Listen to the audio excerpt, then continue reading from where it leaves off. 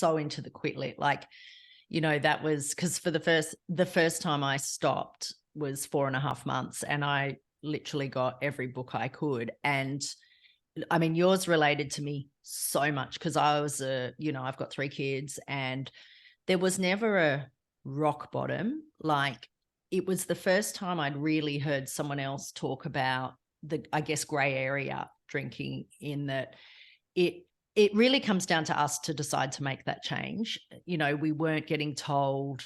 I mean, I certainly did peeve a few people in my drinking career, but it wasn't, you know, I was at home predominantly drinking. So once, you know, I knew that if I was going out, I was drinking more than other people, I just kept it at home. So again, it was people from the outside thought, oh, well, you've got your life together.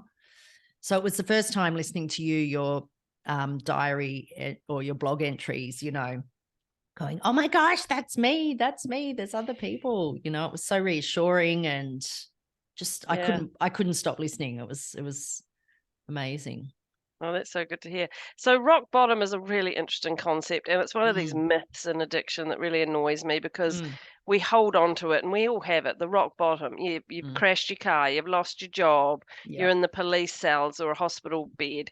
But actually, we do have rock bottoms, if you want to call them that. It's not a useful phrase, but they're internal. They're hidden. You isolating at home, not socializing, feeling like garbage every morning, waking yourself up, telling yourself, and sorry if this isn't true, I should say it about me, telling myself I'm a piece of, a weakling, a pathetic. That is a rock bottom. That is a low, horrible, disconnected, heartbreaking place to be in. And so, but yeah, you're right. We look for that cliched, outwardly facing life event that signals to us we should quit drinking. No, that internal, horrendous, horrible depth of despair, and I'm not being overly dramatic, it is awful. And every day waking up, I'm not going to drink, and then drinking again that night, and over, day after day, week after week, month after month, is horrendous. So as far as I'm concerned, that is a rock bottom. It's just not a sexy one that the world looks at and can see.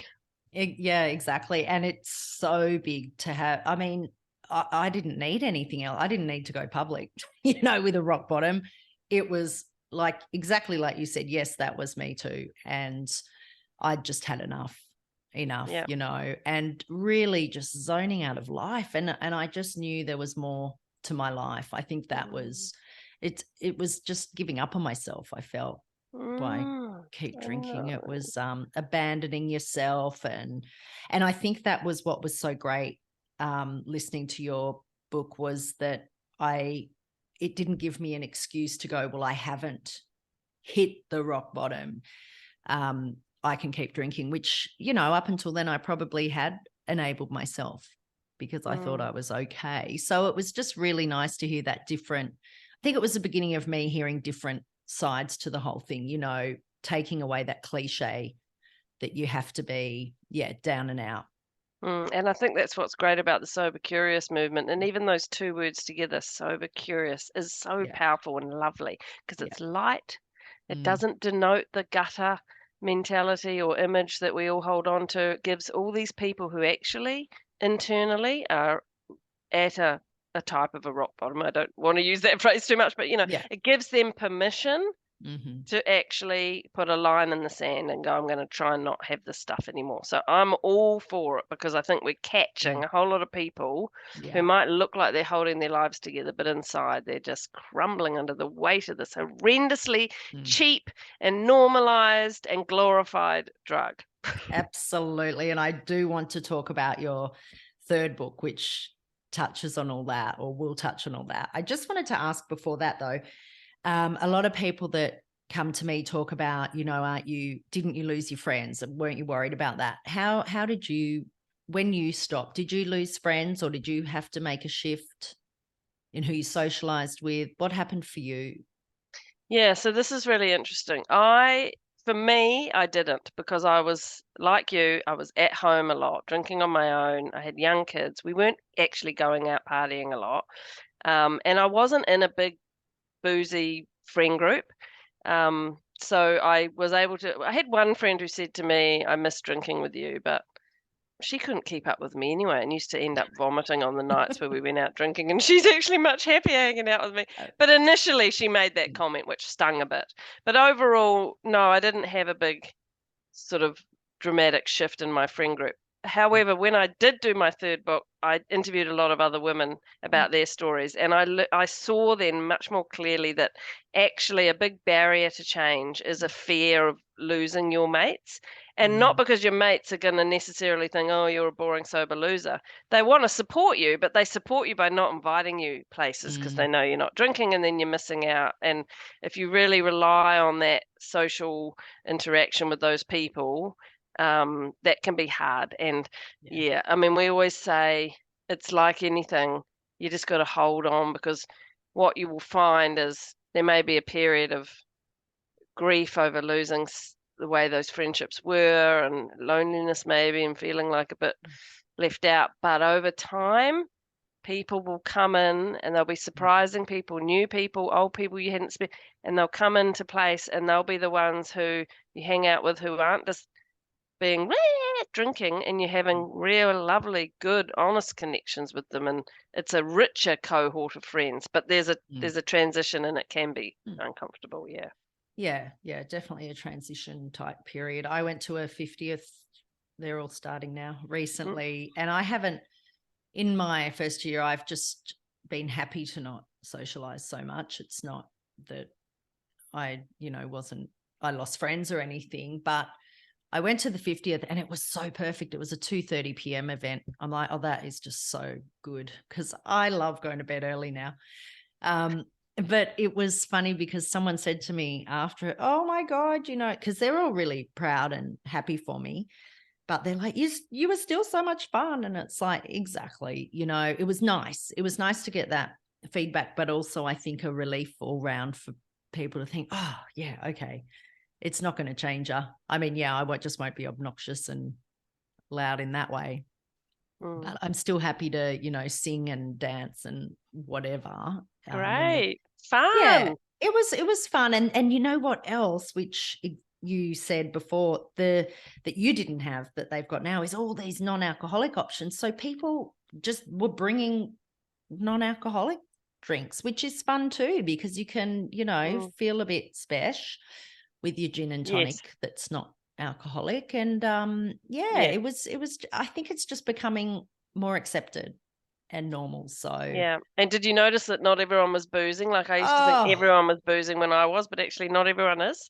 Oh my God, that's the biggest thing that I just think, oh my God, you embarrassment. Like, really? It's like everyone stopped. Are you telling me that they all stopped and I'm the one that kept going by myself? Yeah, definitely. In fact, my friend said, oh, it was over by 9 p.m. We're getting older. But I have definitely noticed, the amount of people that stop after one or two, and I'm like, wow. And that just didn't interest me, and nor would it now. I still would look and go, why? Yep. But there are people that can do it. Yep. And we can't, and that's why we don't touch it. Absolutely. And I know that, and I'm totally happy with that. So, if people say, oh, but surely you'll, drink again in the future or whatever. And it's like, no, I'm not drinking today. I'm really happy with my choices. I choose not to drink. I don't miss it. But also, if I have one, I have 1,000. That's not going to change. That's not going to change. But also, you mentioned a grieving, and I think there is a bit of a, even in just not in losing friends, or it can be, but also in just us, just changing. You're leaving some things behind. For me, it's been amazing. Definitely outweighs anything else. But there is a grieving process, I think, when you become sober, whatever that may look like. I just never thought about that grieving. Yeah. Do I grieve that party girl, Lotta? Yeah, sometimes, because she was fun and she had a twinkle in her eye. But no, I haven't actually thought a lot about that, because I pushed past that image pretty quick to the reality that no one else saw. Yeah. You know, the person sitting up till 2 in the morning at home after the fun night at a restaurant because I got home and needed to keep on drinking and Oh, yeah. being on Mm. my own or vomiting out of the door of the taxi or so yeah, I haven't Mm. I don't know, I mean, sometimes you do have that feeling of, "Oh god, I really want to escape," but there's other ways to escape. Mm. Mm. I've Oh, found them. definitely. Yeah, yeah. Oh, for sure. You know, it's been, I don't even think about it when something happens or I'm feeling stressed. I wouldn't think to go for a drink now. There's definitely other ways. I mean, I might end up eating, watching Netflix sometimes, but Exactly. why Reality not? TV all the way. Oh, definitely. Yeah. It's just something interesting that someone mentioned a while back about a grieving. And I think for some people there can be and also not. It's such an individual journey. Well, that's right, and good to acknowledge that though and put a name to it Mm. because there will be people listening who are like, "That's how I feel," and then suddenly it's Mm. okay to feel like Mm. that. You know, whatever you're feeling is okay, and it is Yeah. different for everyone. You're so right. I mean, there's similarities, but there's also nuances and differences. Some people feel like, "I've been a year and a half not drinking. Why do I still have cravings? I'm a failure." Mm. And it's like, Mm. no, Mm. that's not it, you know, because I'm aware that I often say a lot, "Hold on, it's gonna get better," you know, and some Yeah. people feel like, "But it's not for me, so what's wrong with me?" So I have to Mm. try and be careful around that, and I think the best thing to say is what you just said, which is everyone's journey is different. It's Mm. And cliched, but it's true.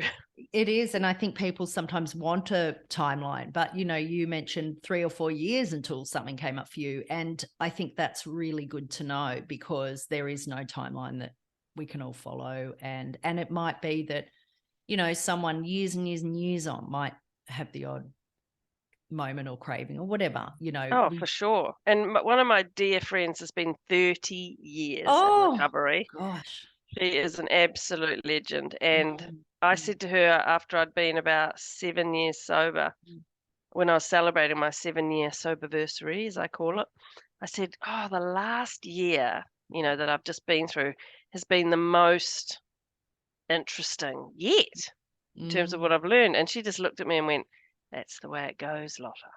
Oh, I She love still it. thinks that. She still gets to every milestone and thinks, Yeah. "Gosh, that last year." So just, Yeah. 15 months, 3 years, it's like amazing. And also go for those 30 years because Yeah. every year you're going to feel like, wow, that last year, man. And the more you get to know yourself and grind through stuff and have that beautiful gift of sober hindsight, when you went through something that was Mm, uncomfortable, you've come out the other side, you've got clarity on what you did and what happened because you weren't blurring yourself. And you look back at it you have this wonderful sense of understanding, I suppose, or calm about it. It's just yeah, it's just mm. great. Yeah. It's exciting. Just, always more to learn and to experience and that's just so amazing to hear, isn't it? 30 years. And it's going to become more of the norm, Mm, getting having these sober lifestyles. And I love that even for people like my dad, I went round recently, no drinking issue there, but he was having a non-alcoholic beer. And I thought that's so cool, just on his Saturday yes, arvo. And I thought, oh, and he goes, oh yes, yeah, we try different things. I'm like, nice. yes. That's really working for some people. It's interesting. I mean, I don't know if you want to go down this conversation about the non-alcoholic beers and wines. Mm, I personally think it's a good thing. mm, Like your dad just mm, deciding he wanted the taste of the beer. For him, it probably conjures up that relaxation feeling, but he didn't need the yeah. alcohol content. Great. And for a lot of people who are getting sober, standing at a party with a no alcohol beer really works to make them feel a part of it. I've got a friend, he's just written a book actually here in New Zealand, and he sees it as the liquor industry's way to just sort of further embed their messaging and their branding, and that it's not all good. And I can kind of see Mm. his point as well, but I don't know. It is what it is. Yeah. And it's a very interesting topic. And everyone seems to have quite an opinion. But for me, I think if something tasted too much like the real thing, I don't want that. Neither. I Um, don't touch it. no, so that doesn't interest me. And I kind of just like water or lime or what. I'm okay with that. Mm, Definitely for people that want more, I think it's fantastic as well. mm. But there's all sorts of different different. Oh, there are. And I mean, I always just say, if you're newly sober and you're trying it out because you want to feel like you belong at a party or whatever, just be really cautious and watchful. If you're finding that it's increasing your cravings, maybe don't do it for a while, and just be on top of that. Yeah. Yeah, definitely. Also, I just wanted to ask something about, well, moderation has been a big thing with clients, and I find that everyone, you know, that I've come across when giving up considered moderation or tried it at first. I know I did. I know you did. What do you think about that, or what do you say to people if they want to try moderating? Go for it. And if you can manage it, great. I certainly couldn't. No. I mean, if I could moderate, I wouldn't be here. Yeah, I mean, we all do. It's part of the process of realizing, or at least owning up to the truth about your relationship with the alcohol, is trying to control it, right? Which is another way of saying moderating. You know, I'm only going to have 2, or I'm going to have those nights off, or I'm going to alternate, or I'm going to, whatever techniques there are to moderate. But I mean, I could never manage it. That's why I took it away completely. For whatever reason, some of us get to a point where moderation is impossible. I mean, that's the very definition of addiction. You're drinking despite the negative impacts, and what part of that is overconsumption. There are very rare occasions that people can go right down the end of the addiction spectrum, go through a recovery process, and then are able to moderate. I do say that cautiously, but I know it's so rare, but it has happened. But yeah, most people, if you get to that point where you're struggling, it's very, very difficult to go back to a place of moderation. But everyone tries it because that's the dream. I just want to be a normal drinker. Yeah. Well, I just want to drink like my husband or whatever. But the irony is, now I don't want. If someone said to me, I waved a wand, you can magically moderate, I'd be like, no thanks. I don't want to put that shit in my life. I just don't want it. That's where I've got to. It took a while, but yeah, I mean, it's a try it, but at some point, if it's not working, you just have to be honest with yourself and accept the truth that moderation is a no-go.